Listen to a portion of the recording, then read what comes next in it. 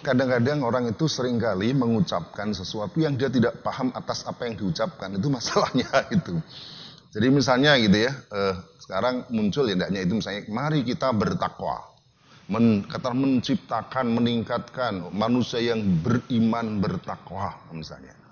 Ya, misalnya di sekolah, misalnya pendidikan kita menciptakan bertakwa. Tapi sebenarnya apa yang dimaksud dengan iman bertakwa itu kadang juga tidak paham. Misalnya bahwa takwa itu adalah tunduk patuh terhadap syariat Islam, ya, atas dasar keimanan dan dorongan untuk mendapatkan pahala, ridho dan surganya itu. Wow.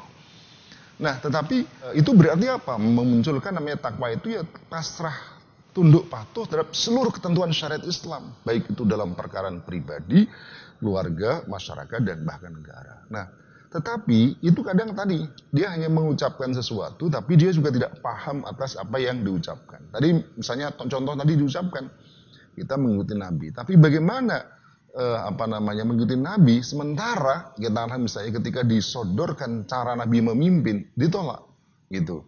Bagaimana misalnya Nabi mengatur persoalan negara ditolak, bahkan kemudian pada saat yang sama mereka memusuhi dan membenci ya sistem politik yang diajarkan Nabi. Apa itu? Yani khilafah gitu. Jadi maksud saya banyak orang yang mengucapkan sesuatu tapi tidak paham atas apa yang diucapkan. Ini masalahnya. Nah, oleh karena itu tugas kita adalah membuat masyarakat itu bagaimana mereka, kalau itu mereka tidak, saya kira tidak ada misalnya orang mengatakan jangan menolak, jangan mengikuti Nabi, kan tidak ada. Selama dia muslim kan mesti dia akan mengatakan Nabi adalah contoh terbaik. Nah, tinggal kita harus definisikan secara lebih detail bagaimana sebenarnya cara Nabi dalam mengelola negara. Contoh misalnya kalau mau mengikuti Nabi, pada saat Rasulullah Sallallahu Alaihi Wasallam itu menjadi kepala negara di mana itu di Madinah, dibuatlah Sohifah Madinah, Wathiqah Madinah, yang dalam salah satu pasal itu misalnya sangat jelas disebutkan, wa innakum mahmah talaftum fihi min syai' famuradduhu ilallahi azza wa jalla wa ila Muhammad.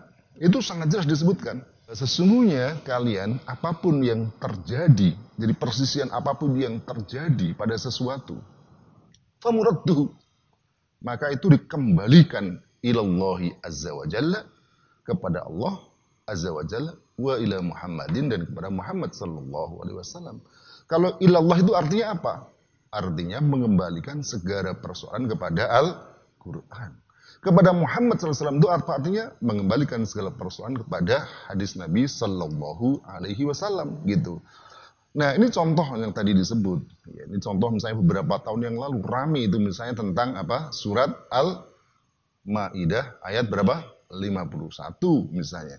Yang di situ menjadi dalil, menjadi dasar larangan bagi umat Islam untuk mengangkat orang kafir sebagai pemimpin. Lalu kemudian apa? Lalu kemudian ini menjadi masalah. Lalu kemudian ditolak dan seterusnya. Lalu muncullah kalimat ayat konstitusi di atas ayat suci. Karena konstitusi tidak melarang orang kafir menjadi pemimpin, maka siapa yang menolak meski didasarkan pada ayat suci harus dikalahkan. Nah, ini kan kenapa? Jadi berarti apa yang tadi disebutkan menjadikan Nabi sebagai contoh dan teladan itu tidak real gitu. Nah, ini tidak nyata, tidak nyambung dengan apa yang diucapkan tadi. Ada dua kemungkinan. Mungkin belum paham ya, atau mungkin tidak paham. Ya. Tapi ini masih lumayan kalau belum paham, ini tinggal dipahamkan. Demikian juga kalau tidak paham. Yang berat itu kalau sudah salah paham atau berpaham salah. Nah, itu sudah berat.